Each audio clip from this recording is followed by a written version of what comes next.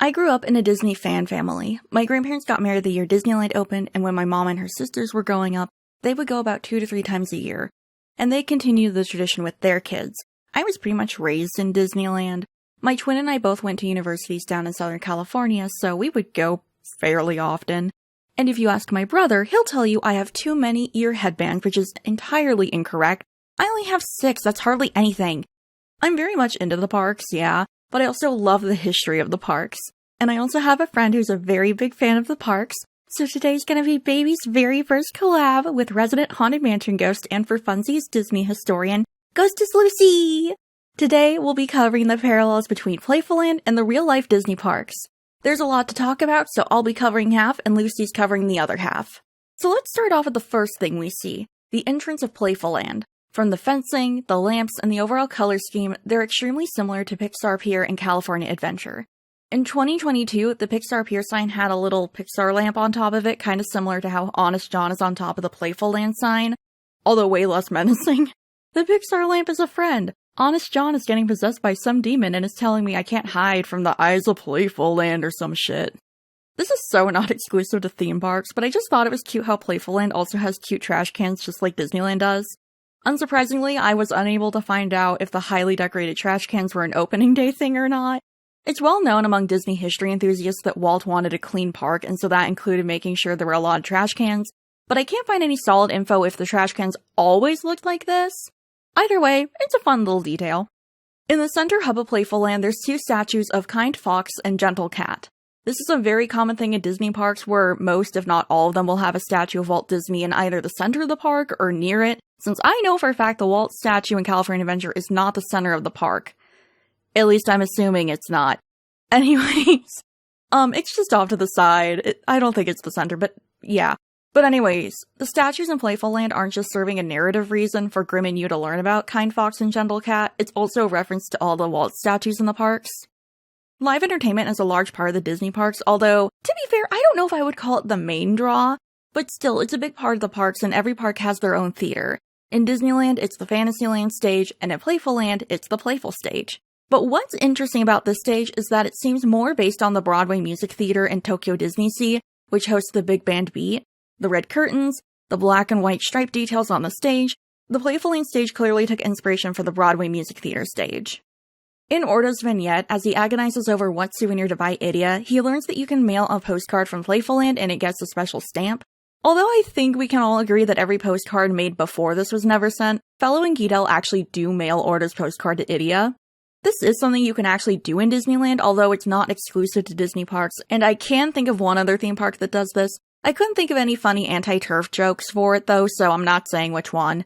But anyways, yeah, if you want to, you can send postcards from Disneyland.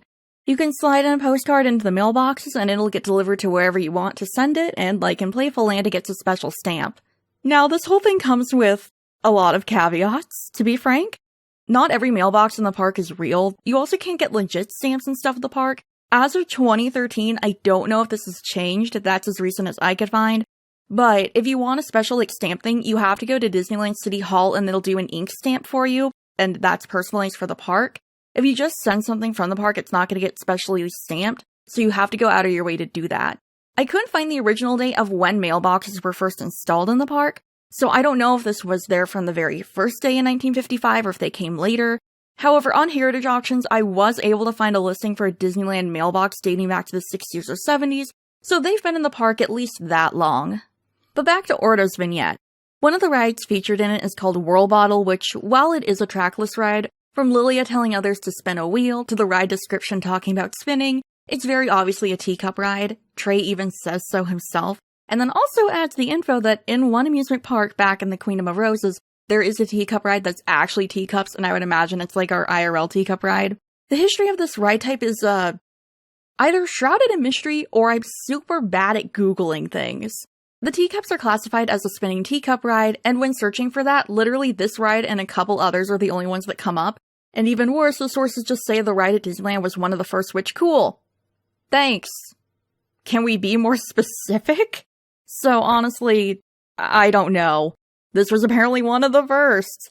The Teacups were an opening day attraction in Disneyland, but originally they were located by the King Arthur Carousel, and later in 1983 were moved to the current location in Disneyland by the Alice Dark ride that always has like an hour wait. You can find versions of this ride in the Magic Kingdom, Tokyo Disneyland, and Disneyland Paris. Now we have the grand finale and the attraction with the most references, Expedition Whale. It's a roller coaster that recounts the wooden puppet's adventures involving the whale and trying to escape. We have a lot to cover, so let's start off with the name. It's probably a reference to Expedition Everest and Animal Kingdom, and to be honest, the rides also have more similarities, both being roller coasters centered around the story of escaping from the clutches of an animal out to get you. Except I would assume all the animatronics in Expedition Whale are working in A mode. I'm sorry, was that shady? For those who don't know, Expedition Everest is a bit infamous because of the very big and very heavy and very expensive Yeti animatronic in the ride, which causes actual damage to the ride whenever it moves, so it's on permanent B mode. It's stationary and some fans and strobe lights try to create the illusion that it's moving. I will say though, even when it is in B mode, it does feel like it's actually gonna grab me and I'm like 4'11", so that's good for them, I guess. A mission accomplished. Although people call it Disco Yeti, so if you hear that phrase, that's what they're referencing. Second reference, the area around Expedition Whale is loads of red rocks, very similar to Frontierland and Big Thunder Mountain Railroad. You could honestly do a very long video on Thunder Mountain, which I know Lucy's planning as a future video, so I'm not going to go over the entire history of the ride. And also, we would be here for like literally an hour. Frontierland was one of the original Disneyland lands. There have been loads of little rides in this area over the years, which is why I'm giving a condensed version of the history. And also just to be considerate to Lucy. Big Thunder Mountain Railroad opened in 1979, taking over space from previous attractions, and it's still there today. It's one of my favorite rides. Also, I just want to mention both Expedition Everest and Thunder Mountain are like 3 minutes long.